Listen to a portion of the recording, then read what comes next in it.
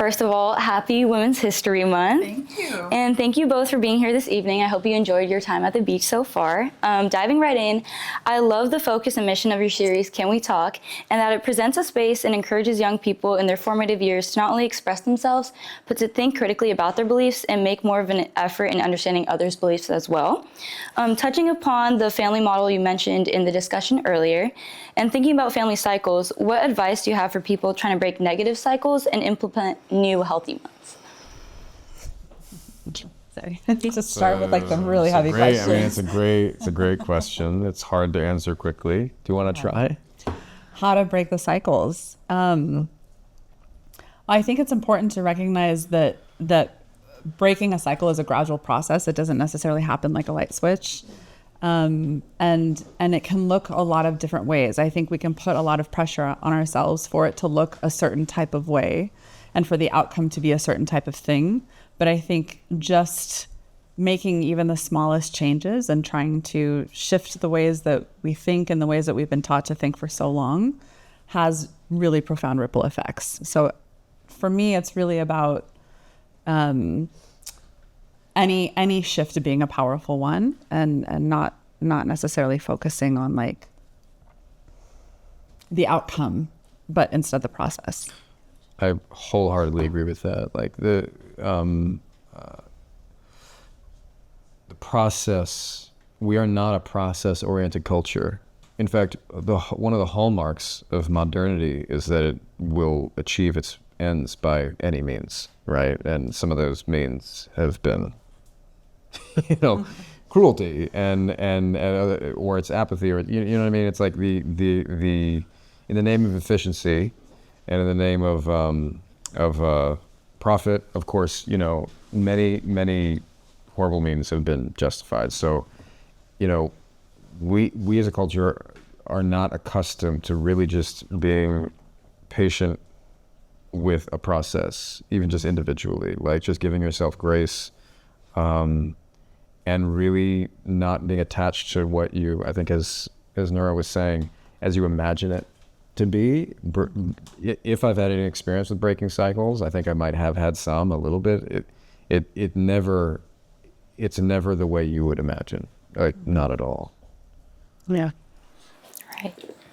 I 100% agree. Being in a family and also the eldest daughter, I see that happening a lot, where I'll go in with an expectation and then come out realizing like it's more of the process and trusting the time that I dedicate and like really putting the effort into like making that change happen without focusing on what I originally thought would happen.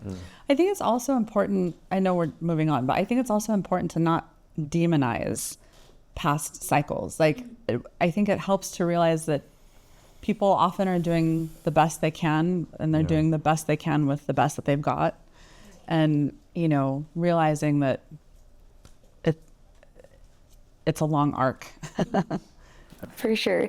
Dr. Mowzoon, looking back at the beginning of your career and comparing it to now, have there been any findings from your first research projects that have transformed over time due to societal evolution? And are there some things that have stayed constant? It's another great question. It's a great question, but I wasn't very research heavy. I was more clinically focused. And I want to say yes and kind of have a really profound answer. But honestly, it's kind of beautiful in that so much is the same. And if anything, what I've learned in the very beginning of my studies is the very like innate, deep-seated need that we have to feel connected and to feel belonging. And I think as the years have gone by and as social media has kind of become what it is, there's good sides and not so good sides to it, and polarization has amplified more and more, I think that need has just become louder. I don't think it's changed. I think we need it more than ever, and it's showing up more and more in the mental health crisis, the isolation that people are feeling, the loneliness crisis. Like, it's all rooted in our need to belong and our need to feel connected, and the lack of it that we have today. That's beautiful. I 1000% agree. For Mr. Badgley, during your most recent feature on The Tonight Show with Jimmy Fallon, you spoke about how your body began rejecting Joe Goldberg towards the end of filming you and concluded that no is the full sentence. Can you please elaborate on the importance of saying no to tasks that push our limits? Just say no. Just like answer. I mean, I think I was like definitely joking in the context of saying, yes, no is a full sentence. Yes, it's that culturally is a thing. Our awareness of boundaries culturally now is completely progressed from when I was your age or younger, when I would have really needed it. I'm working on that, to be honest.